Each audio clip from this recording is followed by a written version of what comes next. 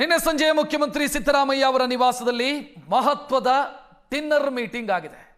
ಈ dinner meeting ಅಲ್ಲಿ CM Siddaramaiah ತಮ್ಮ ಸಂಪುಟದ ಸಹೋದ್ಯೋಗಿಗಳಿಗೆ ಒಂದಿಷ್ಟು ಸೂಚನೆಗಳನ್ನು ಕೊಟ್ಟಿದ್ದಾರೆ, ಒಂದಿಷ್ಟು ಎಚ್ಚರಿಕೆಯನ್ನು ಕೊಟ್ಟಿದ್ದಾರೆ. ಜೊತೆಗೆ ಬಹಳಷ್ಟು ವಿಚಾರಗಳ ಚರ್ಚೆಯಾಗಿದೆ. ಸಿಎಂ ಸಿದ್ದರಾಮಯ್ಯ ನೇತೃತ್ವದಲ್ಲಿ ಸಭೆಯಾಯಿತು. ಹೈಕಮಾಂಡ್ ಸೂಚನೆ ಮೇರೆಗೆ ನಡೆದಂತ ಸಭೆ. ಉಪಮುಖ್ಯಮಂತ್ರಿ ಡಿಕೆ ಶಿವಕುಮಾರ್ ಸೇರಿ ಸಚಿವ ಸಂಪುಟದ ಉಳಿದ ಸಹೋದ್ಯೋಗಿಗಳು ಕೂಡ ಭಾಗಿಯಾದರು. ಬಿಹಾರ ಎಲೆಕ್ಷನ್ ಬಗ್ಗೆ ಚರ್ಚೆಯಾಗಿದೆ, ಜಿಬಿಎ ಚುನಾವಣೆ ಬಗ್ಗೆ ಚರ್ಚೆಯಾಗಿದೆ, ಜಾತಿ ಗಣತಿಯ ಬಗ್ಗೆ ಚರ್ಚೆಯಾಗಿದೆ. ಇನ್ನು ಸಚಿವರ ಜೊತೆಗೆ ಸಿಎಂ ಕೆಲ ವಿಚಾರಗಳನ್ನು ಮಾತನಾಡಿದ್ದಾರೆ, ಸೂಕ್ಷ್ಮವಾಗಿ ಮಾತನಾಡಿದ್ದಾರೆ. ಕೆಲವೊಂದಿಷ್ಟು ಸೂಚನೆಗಳನ್ನು ಕೂಡ ಕೊಟ್ಟಿದ್ದಾರೆ. ಸಿಎಂ ಡಿನ್ನರ್ ಮೀಟಿಂಗ್ ನ ಇನ್ಸೈಡ್ ರಿಪೋರ್ಟ್ ಏಷ್ಯಾನೆಟ್ ಸುವರ್ಣ ನ್ಯೂಸ್ಗೆ ಲಭ್ಯ ಆಗಿದೆ. ಏನಾಯ್ತು ಮೀಟಿಂಗ್ ಅಲ್ಲಿ, ಏನೇನು ಸೂಚನೆ ಕೊಟ್ಟರು, ಬಿಹಾರ ಎಲೆಕ್ಷನ್ ಒಂದಾದ್ರೆ ಅದರ ಆಚೆಗೆ ಇನ್ನೊಂದಿಷ್ಟು ಬೆಳವಣಿಗೆಗಳ ಬಗ್ಗೆಯೂ ಕೂಡ ಸಿಎಂ ಮಾತನಾಡಿದ್ದಾರೆ. ಪ್ರಮುಖವಾಗಿ ಸಚಿವ ಸಂಪುಟ ವಿಸ್ತರಣೆ, ಪುನರ್ರಚನೆ, ಅದರ ಜೊತೆಗೆ ಈ ನಾಯಕತ್ವ ಬದಲಾವಣೆಗೆ ಸಂಬಂಧಿಸಿದಂತ ಗೊಂದಲ, ಆರ್ಎಸ್ಎಸ್ ವಿರುದ್ಧದ ಕ್ರಮದ ಬಗ್ಗೆ ನಡೀತಾ ಇರುವಂತಹ ಚರ್ಚೆಯ ಬಗ್ಗೆ ಸಭೆಯಲ್ಲೂ ಕೂಡ ಚರ್ಚೆಯಾಗಿದೆ. ಏನೆಲ್ಲಾಗಿದೆ ಅನ್ನೋದನ್ನು ನಿಮ್ಮ ಟಿವಿ ಸ್ಕ್ರೀನ್ ಮೇಲೆ ನೋಡ್ತಾ ಇದ್ದೀರಿ. 20 ನಿಮಿಷ ಚರ್ಚೆಯಾಗಿದೆ.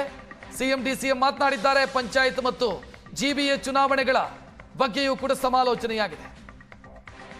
ಸಚಿವರ ಕಾರ್ಯವೈಖರಿ ಮತ್ತು ಇಲಾಖಾ ಪ್ರಗತಿಯ ಬಗ್ಗೆ ಚರ್ಚೆಯಾಗಿದೆ.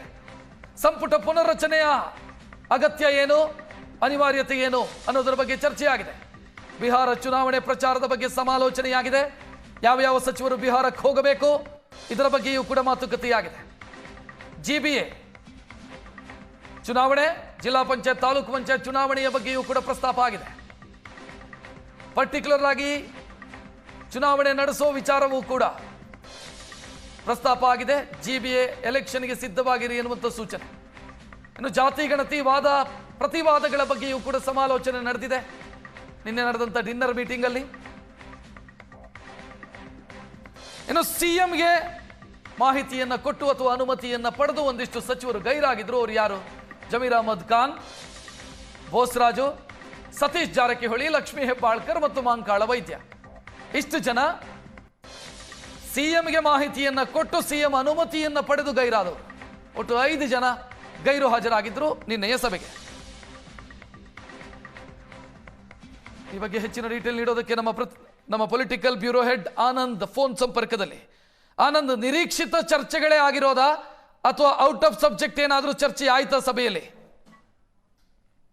ಈಗಾಗಲೇ ನಿಗದಿಯಾದಂತೆ ಸಚಿವರ ಡಿನ್ನರ್ ಸಭೆ ಏನಿದೆ, ಇದು ವಿಸ್ತೃತವಾಗಿ ಹಲವು ರಾಜಕೀಯ ವಿಚಾರಗಳ ಬಗ್ಗೆ ಚರ್ಚೆ ಮಾಡಲಾಗಿದೆ. ಯಾಕಂತಂದ್ರೆ ಡಿನ್ನರ್ ಸಭೆಯಲ್ಲಿ ಬಹಳ ಮುಖ್ಯವಾಗಿ ಚರ್ಚೆ ಆಗ್ಬೇಕಾಗಿರ್ತಕ್ಕಂಥ ವಿಚಾರ ಅಂದ್ರೆ ಸಚಿವ ಸಂಪುಟದ ಪುನರ್ರಚನೆ ಸಂಬಂಧಪಟ್ಟಾಗೆ ಒಂದು ಸ್ಪಷ್ಟವಾಗಿರ್ತಕ್ಕಂಥ ಸಂದೇಶವನ್ನ ಮುಖ್ಯಮಂತ್ರಿ ನೀಡ್ತಾರೆ ಅನ್ನುವಂತ ಚರ್ಚೆ ಇತ್ತು.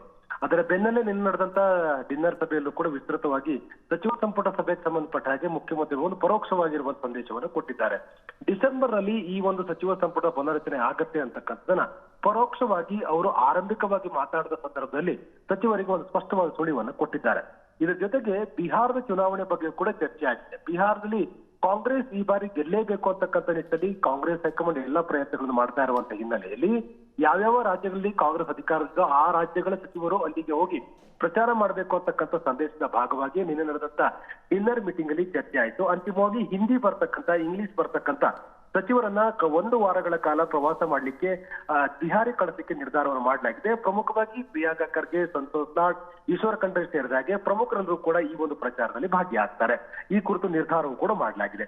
ಇನ್ನೊಂದು ಬಹಳ ಮುಖ್ಯವಾಗಿ ಸಚಿವರ ಕಾರ್ಯವೈಖರಿ ಬಗ್ಗೆ ಮುಖ್ಯಮಂತ್ರಿಗಳು ಪರೋಕ್ಷವಾಗಿ ಬೇಸರವನ್ನು ಹೊರಹಾಕಿರ್ತಕ್ಕಂಥ ಮಾಹಿತಿಗಳು ಕೂಡ ಲಭ್ಯ ಆಗಿದೆ. ಕೆಲ ಸಚಿವರುಗಳ ಇಲಾಖೆಗೆ ಸಂಬಂಧಪಟ್ಟಾಗೆ ಭ್ರಷ್ಟಾಚಾರದ ಆರೋಪ ಕೇಳಿ ಬಂದಿರುವಂತಹ ಸುಧಾರಣೆಯ ಅಗತ್ಯವನ್ನ ಮುಖ್ಯಮಂತ್ರಿಗಳು ಪ್ರತಿಪಾದನೆ ಮಾಡಿದ್ದಾರೆ. ಮತ್ತು ಡಿಸಿಎಂ ಡಿಕೆ ಶಿವಕುಮಾರ್ ಅವರು ಕೂಡ ಆರಂಭಿಕವಾದಂತಹ 20 ನಿಮಿಷಗಳ ಭಾಷಣದಲ್ಲಿ ಅದನ್ನ ಹೇಳುವ ಪ್ರಯತ್ನವನ್ನು ಕೂಡ ಮಾಡಿದ್ದಾರೆ. ಹಾಗಾಗಿ ಅದಕ್ಷ ಮತ್ತು ಭ್ರಷ್ಟಾಚಾರದ ಆರೋಪ ಕೇಳಿ ಬಂದಿರತಕ್ಕ ಸಚಿವರನ್ನ ಮುಂಬರ್ತಕ್ಕಂಥ ಸಚಿವ ಸಂಪುಟದಲ್ಲಿ ಕೈ ಬಿಡುವಂಥದ್ದು ಬಹುತೇಕ ಖಚಿತ ಅಂತಕ್ಕಂಥ ಸಂದೇಶವೂ ಕೂಡ ನಿನ್ನೆ ಸಭೆಯಲ್ಲಿ ಬಹಳ ಪ್ರಮುಖವಾಗಿ ಪ್ರಸ್ತಾಪ ಆಗಿದೆ. ಇನ್ನೊಂದು ಮುಖ್ಯವಾಗಿ ರಾಜ್ಯ ನಡೀತಾ ಇರತಕ್ಕಂತ ಜಾತಿ ಜನಗಣತಿ ಸಂಬಂಧಪಟ್ಟ ಕೂಡ ಚರ್ಚೆ ಆಗಿದೆ. ನಿರೀಕ್ಷೆಯಂತೆ ಈ ಒಂದು ಗಣತಿ ತನ್ನ ಗುರಿಯನ್ನು ತಲುಪಲಿಲ್ಲ, 88% ಅಷ್ಟೇ ಆಗಿರ್ತಕ್ಕಂಥದ್ರ ಬಗ್ಗೆ ಕೂಡ ಈ ಸಭೆಯಲ್ಲಿ ಚರ್ಚೆ ಆಗಿರ್ತಕ್ಕಂಥದ್ದು. ಮತ್ತು ಈಗ ಕಾರ್ಯಕರ್ತರಿಗೆ, ನಾಯಕರಿಗೆ ಅಧಿಕಾರ ಜಿಲ್ಲಾ ಮತ್ತು ತಾಲೂಕು ಪಂಚಾಯತ್ ಚುನಾವಣೆಗಳನ್ನು ಮಾಡಲೇಬೇಕು.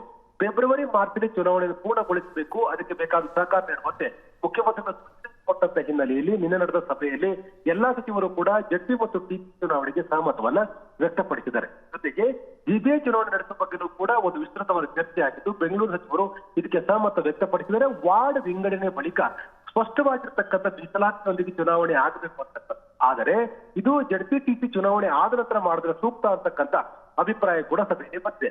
ಒಂದು ನಿಶ್ಚಿತವಾಗಿರ್ತಕ್ಕಂಥ ಕೆಲವೊಂದಷ್ಟು ಸಬ್ಜೆಕ್ಟ್ಗಳು ನಿನ್ನೆಯ ಸಭೆಯಲ್ಲಿ ಚರ್ಚೆ ಆಗಿರ್ತಕ್ಕಂಥದ್ದು ಬಹಳ ಪ್ರಮುಖ. ಮುಖ್ಯವಾಗಿ ಬಿಹಾರ ಚುನಾವಣೆ ಬಗ್ಗೆ ಹೆಚ್ಚು ಸಮಯ ಚರ್ಚೆ ಆಯಿತು ಅಂತಕ್ಕಂಥ ಮಾತುಗಳು ಕೂಡ ಕೇಳಿ ಬಂದಿದೆ. ಮುಖ್ಯವಾಗಿ ಸಚಿವ ಸಂಪುಟ ಪುನರಚನೆ ಸಂಬಂಧಪಟ್ಟಾಗೆ ಮುಖ್ಯಮಂತ್ರಿಗಳು ಸೂಚನೆ ಕೊಟ್ಟಿರ್ತಕ್ಕಂಥದ್ದು ಕಾಂಗ್ರೆಸ್ ಪಳಗಿ ಕಾರಣವಾಗಿರುವಂತದ್ದು.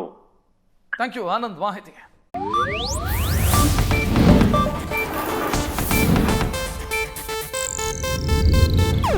ಇದು ಏಷ್ಯಾನೆಟ್ ನ್ಯೂಸ್ ನೆಟ್ವರ್ಕ್ ಪ್ರಸ್ತುತಿ.